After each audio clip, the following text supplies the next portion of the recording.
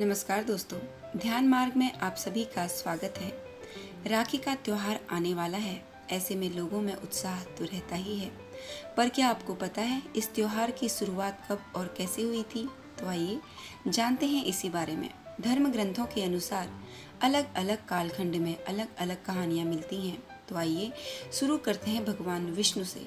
इस कथा के अनुसार दैत्यों के राजा बलि ने 110 यज्ञ पूर्ण कर लिए तो देवताओं के भीतर स्वर्ग का सिंहासन छिन जाने का डर बैठ गया। वे भगवान विष्णु की शरण में गए और तभी भगवान ने वामन अवतार लिया और राजा बलि के यज्ञ में पहुंच गए।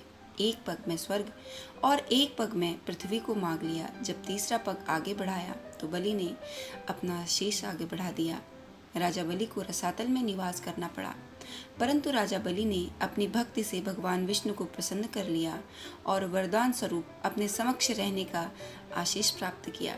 कृपालु भगवान ने राजा बलि को उसका द्वारपाल बनके हमेशा उसके समक्ष रहने का वरदान दिया। इस बात से माता लक्ष्मी बहुत चिंतित हो गई।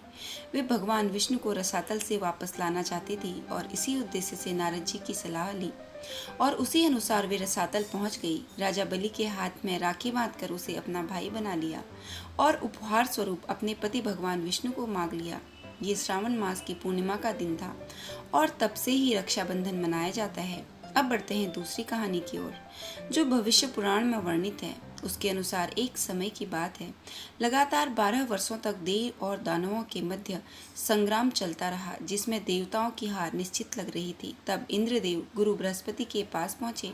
वहां इंद्र की पत्नी इंद्राणी सची भी उपस्थित थी। वे भी अपने पति को दुखी और चिंतित देखकर बोली, स्वामी, कल ब्राह्मण शुक्ल पूर्णिमा है। मैं पूरे विधि विधान के लिए एक रक्षा सूत्र निर्मित करूंगी। उसे आप स्वस्ति वाचन के साथ किसी ब्राह्मणों से बंधवा लीजिएगा। अगले दिन सची के कहे अनुसार इंद्र ने वह रक्षा सूत्र गुरु बृहस्पति से बंधवाया। इस प्रकार एक रक्षा सूत्र से इंद्र और सभी देवताओं की रक्षा हुई।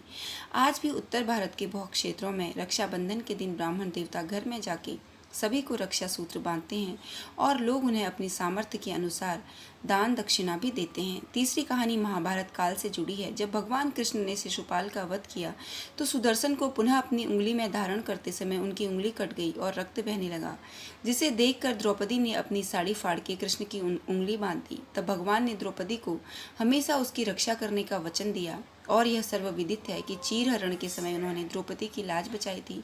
और जब जब द्रौपदी अपने आप को असहाय महसूस करती थी तब तब कृष्ण ने द्रौपदी के लिए उपस्थित होकर के